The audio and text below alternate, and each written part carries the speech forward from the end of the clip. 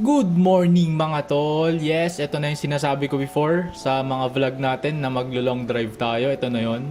5 AM nung umalis kami dito sa Manila, kaya medyo madilim pa. Tapos mag-gas up muna tayo dito sa may Petron. Tapos tignan pala natin kung ilan yung total na gastos natin sa gas. Kung matipid ba talaga tong Nissan Terra hanggang Ilocos Norte sa may Patapat Bridge. Yan, kakargahan muna natin dito sa may Petron Pandacan. Yan, tapos konting video-video lang din sa itsura ng Nissan Terra. Ayan, yung total pala ng gas natin, 2029, 36 liters. Tapos sa start ng trip natin, 1,423 kilometers. So ang start natin dito 5:20 AM, yan, kanan na tayo dito sa Maymayon Street. Dire-diretso na to papuntang Bonifacio. Kaya pag ganitong oras, mabilis lang din yung biyahe, wala pang traffic kasi nga maaga pa. Kaya okay lang kahit hindi kayo mag-NLEX connector. Maluwag pa yung mga kalsada, ayan. Nga nga lang medyo madilim lang sa video. Ano na to, papalabas na to ng Bonifacio, malapit na sa expressway. Ayun, tas ito yung sa may toll gate na ng Balintawak. Hindi na natin na-videohan yung ibang part doon. Yan, pasok tayo. Sunday morning nga pala to, nagbabiyahe. Kaya ito may mga magra-rides din na naka-big bike o nakasabay pa siya natin dito sa may bago mag-Petron. Ito yung Petron na pinag-meet upan nila, yung pinakaunang Petron dito sa may NLEX. Kaso sa may toll gate nga lang ng southbound, sa may malapit sa Philippine Arena, medyo inulan tayo, may ambon-ambon. Pero hindi naman ganun kalakas. Okay lang naman. Paglagpas natin konti, eto na, medyo lumakas na nga yung ulan, kaya slow down lang din kami dito. Magliliwanag na. Alam ko bandang part na to ng Bulacan eh. Hindi ko lang alam kung saang banda. Hindi pala kami nagbe-breakfast pa dito, kaya mag-stop over muna kami para sa quick breakfast lang tsaka coffee kasi medyo inaantok pa tayo para naman gising tayo sa long drive natin kasi mahaba-haba yung biyahe natin. Yung video pala na to, siguro part by part na lang, 2 or 3 parts na lang siguro to para naman hindi ganun kahaba. Kasi yung unang part namin yung pa Ilocos Sur muna. Tapos yung second part siguro yung pa Ilocos Norte, balik ng Ilocos Sur, ganun. So ayun, kung di pa pala kayo nakasubscribe sa channel ko, mag-subscribe na kayo para ma-update kayo sa mga i-upload natin na bago. Ayun lang. Ito pala paglagpas na ng Apalit, Pampanga, medyo maliwanag na tsaka wala na rin ulan. Tapos mag-stop over kami dito, yung lagi naming tinitigilan na gas station, yung Total. Kasi nga hindi pa kami halos nagbe-breakfast dito kaya konting laman tiyan lang. Tapos yung next siguro na stop namin doon na sa may dulo ng Tiplex sa may Rosario na. Dito kami lagi nag-stop over kasi nga dito meron Tim Hortons. Para coffee lang. Para naman alert tayo pag nagda-drive. Konting video lang ulit. Tapos order na tayo dito, yung usual na yung order natin. Iced coffee muna tayo pampagising. Tapos after namin dito paalis na ulit kami dito. May mga nakapark pang dalawang big bike dito. Ang ganda, pogi tignan. Yan. Nasa 6:30 na dito. Kaya ito maliwanag na. Dire-diretso na to hanggang dun sa may papuntang entrance ng SCTEX. Chill drive na lang. Ito sa may Lakeshore na tayo. Yung sabi ko before, nag-stop over din kami dito nung sa Mazda 3 namin dati. Kasi malapit na nga siya sa SCTEX. 6:49 AM, ayan, dito na tayo bandang part ng Dau. Pakanan na to, papunta na to ng SCTEX. Ayun, medyo matagal-tagal din pala tayong hindi naka-upload kasi nga, ayun, na-busy ulit. Tapos, inantay natin na mawala na yung ulan.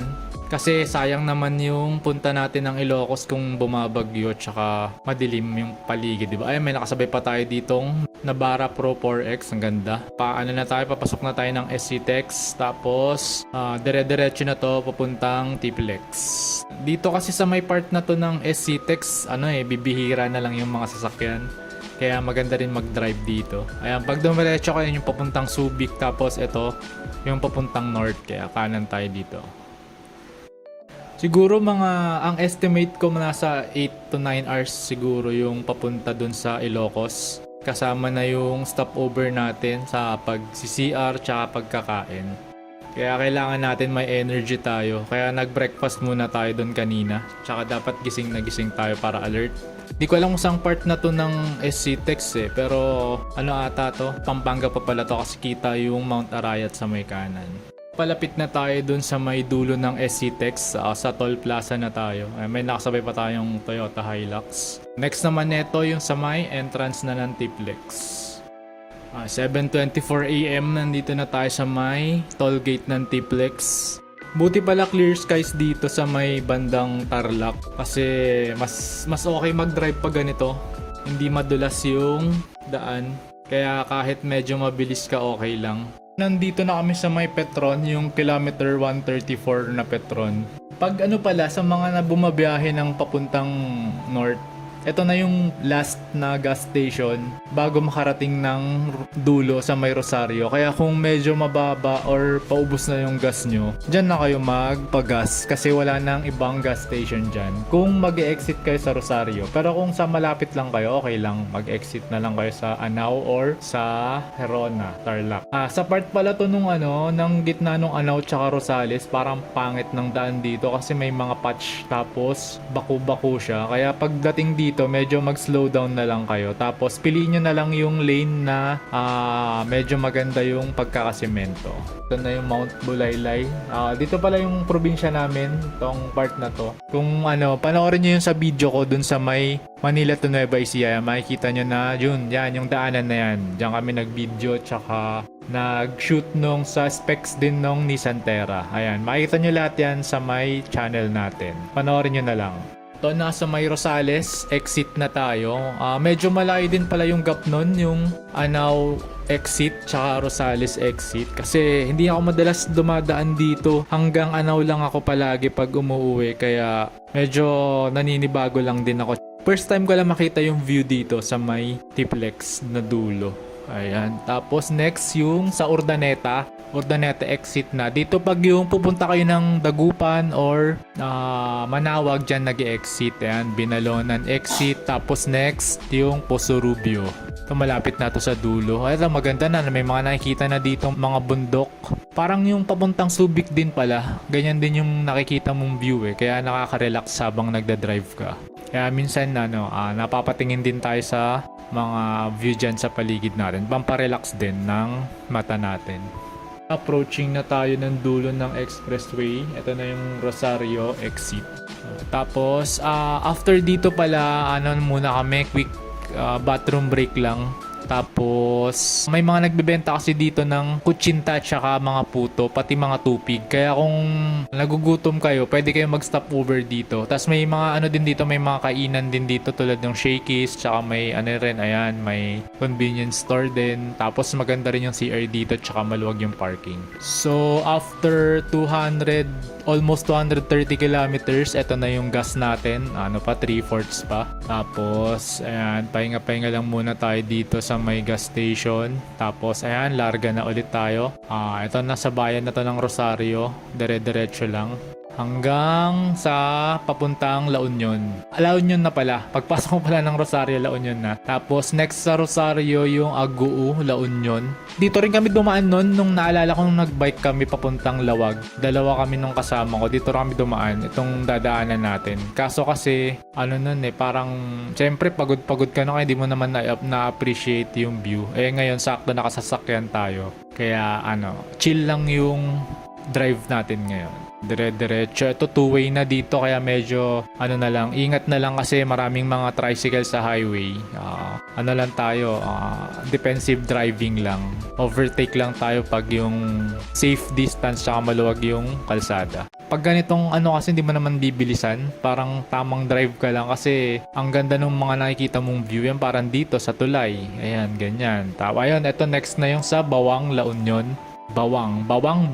Ayan. Parang pare-pareho lang yung mga nila dito, no? Yung makikita mo yan, may tulay, may bundok, tapos may tubig sa baba. Kaya kung lagi kang nagda-drive sa Manila, gandang-ganda ka talaga pag ganyan yung mga nakikita mo.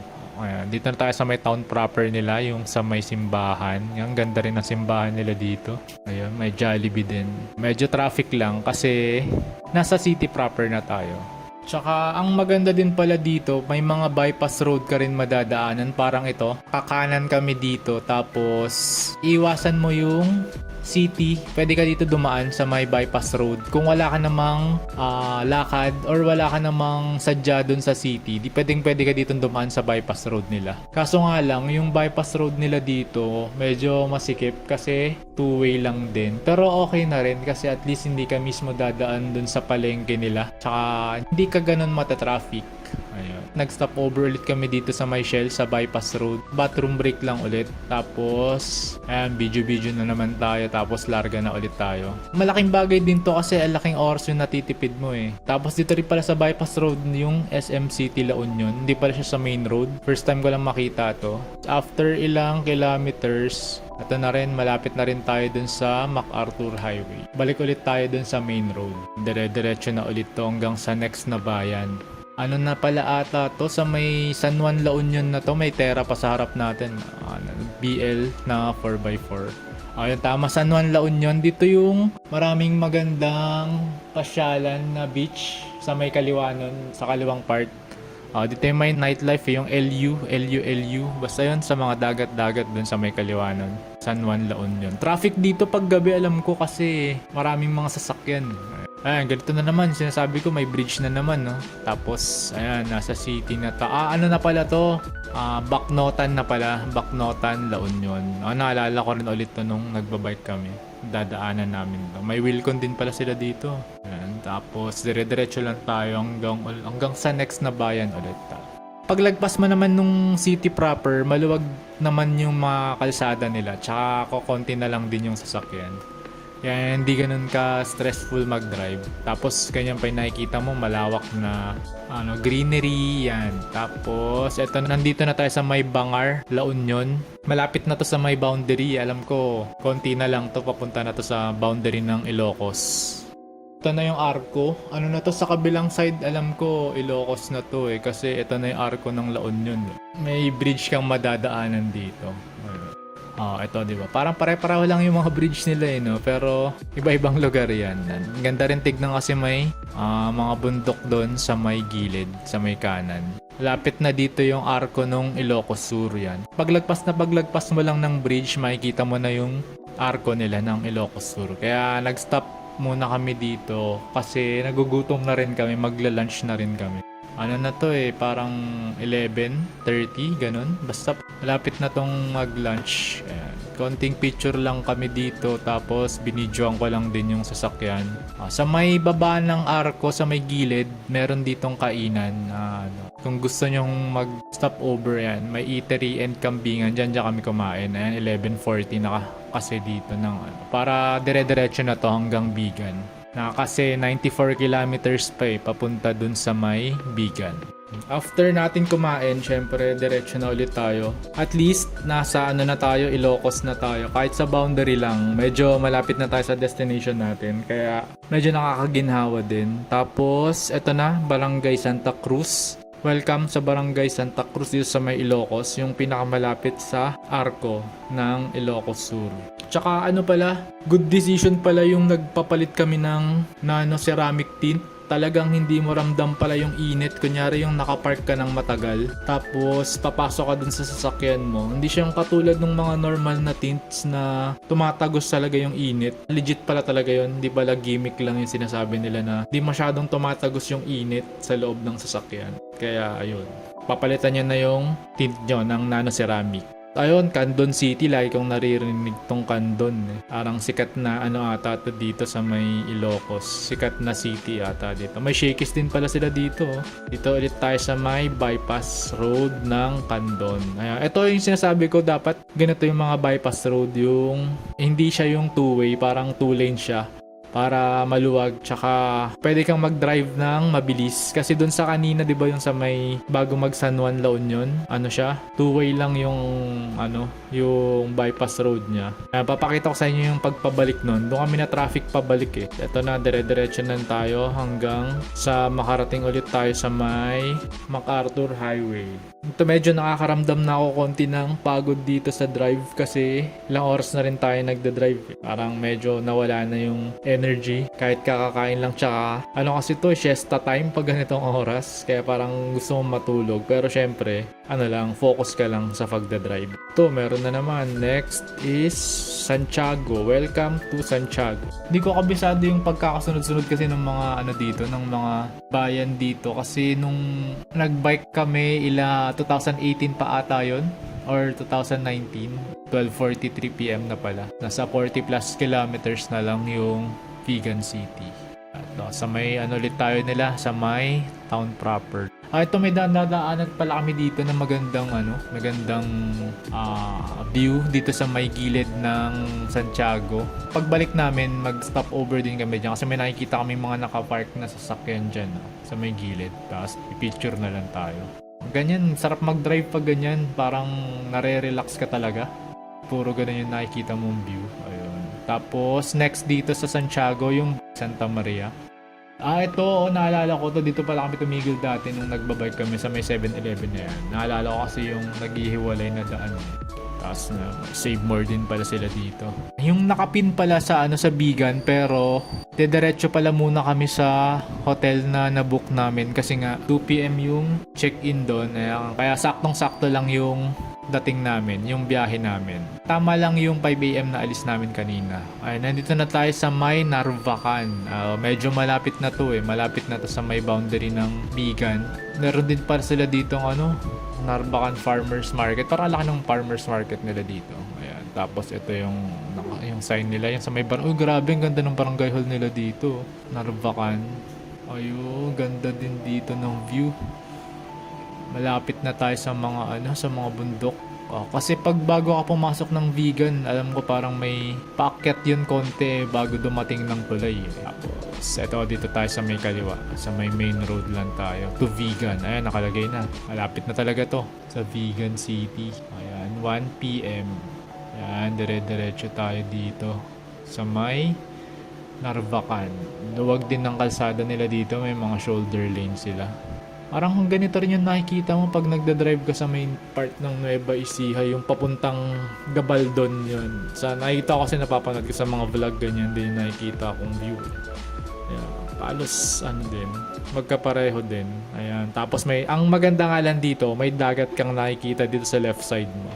Kaya hindi mo alam kung saan ka titingin, kanan, kaliwa, pag nagda-drive ka. Ayun yun, sobrang ganda ng dagat Ang linaw nung clear, blue na blue yung sky, tapos sa may dagat, blue na blue din. May mga nakapark sa gilid, siguro nagpipicture yung mga yan. Next, pagpabalik na lang tayo magpicture dyan sa ganyan. Para may may magandang kuha nitong sasakyan. May nakasabay pa tayo itong mga nagbabike, napakainit. Puntang Bigan siguro itong mga ride safe.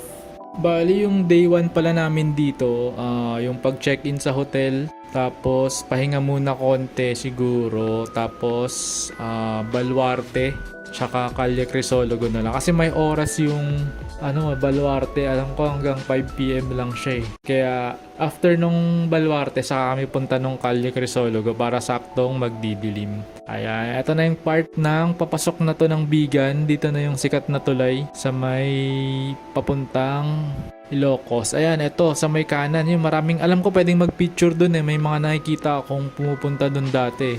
Ayan, yung putol na tulay na yan sa may kanan. Pero hindi na tayo pupunta dyan. Dire-diretso na tayo kasi gusto nating magpahinga. Pagod na, gusto ng kahit pa paano umidlip kahit konti. Ayan, 8 kilometers. Tapos magwa 1:30 na. Dito na sa may Bigan City, yan sa may kaliwa, yan yung papunta dun sa Calle Crisologo. Pero ang ginawa namin, dumiretso na muna kami dun sa may hotel. Malapit lang naman yung hotel, parang 5 to 8 minutes drive lang siya papuntang Bigan.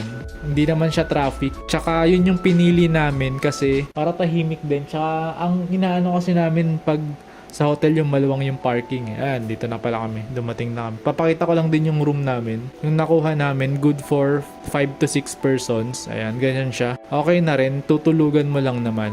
Ayan, may double deck siya na 3. Kaya, ayun. 6 yung pwede. Okay din yung nila, yung room. Tapos, may wifi na, may aircon. Tapos, may lagayan ka pa ng mga gamit mo dito. Ayan, medyo malaki din yung lagayan ng mga gamit. Tapos, ayan, may TV. As may ano rin pala siya, electric kettle din siya. Aircon, pwedeng buksan. Tapos ito yung CR nila. Malinis din naman yung CR nila. May heater na rin. Kaya okay na rin. Ano pala to?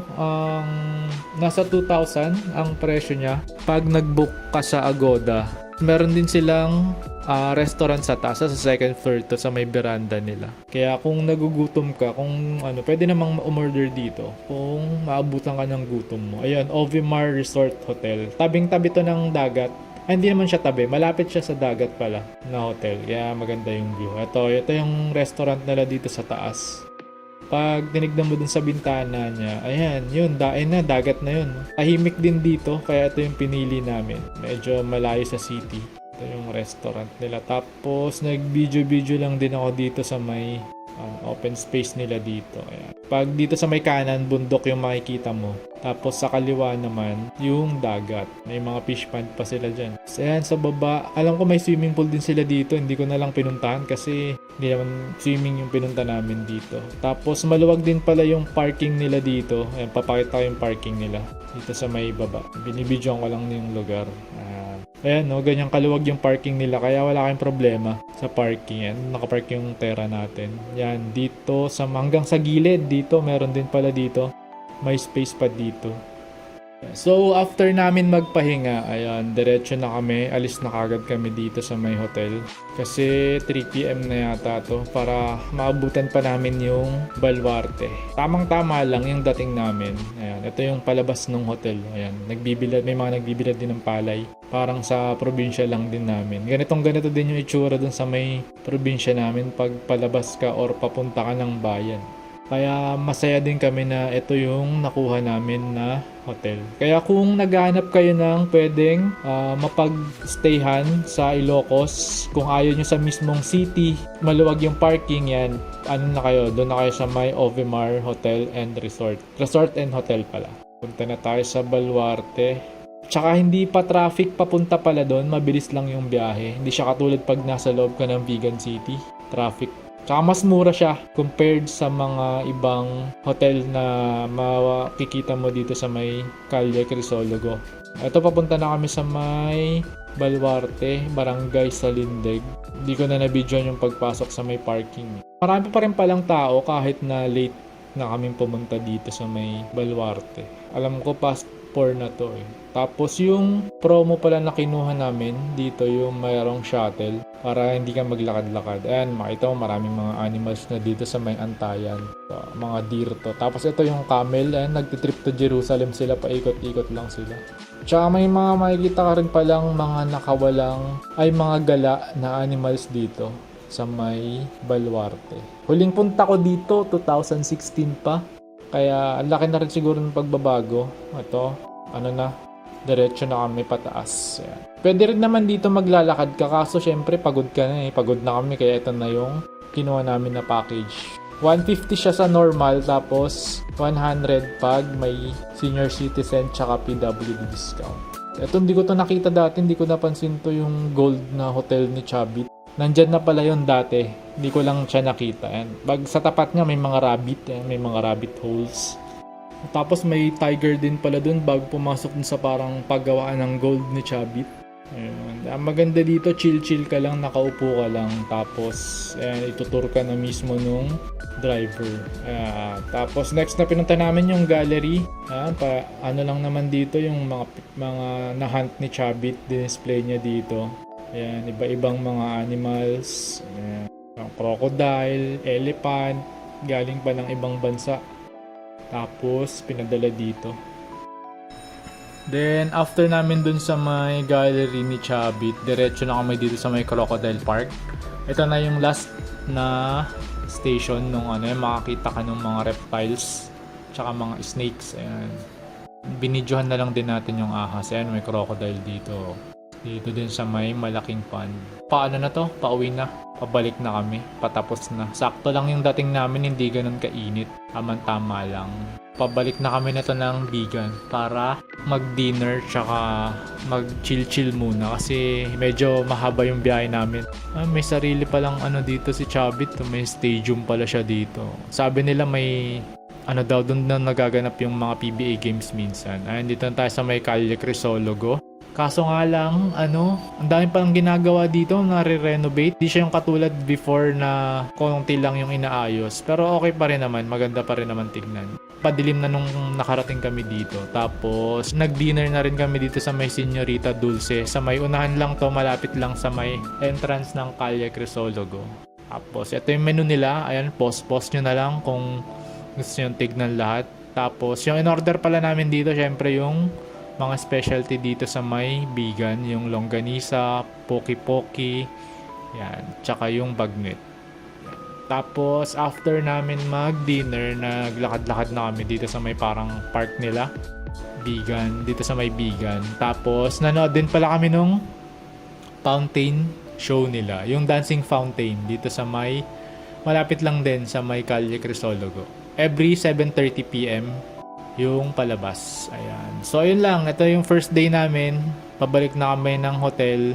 Tapos, bukas na lang ulit yung next na part. Tapos, yung kinabukasan, yung part 2, pupunta kami ng Ilocos Norte naman sa may arko ng Ilocos Norte, sa Paway Church, sa may Banggi, Patapat. Kaya abangan nyo na lang yung mga susunod na upload. Yun lang. Thank you. Bye-bye.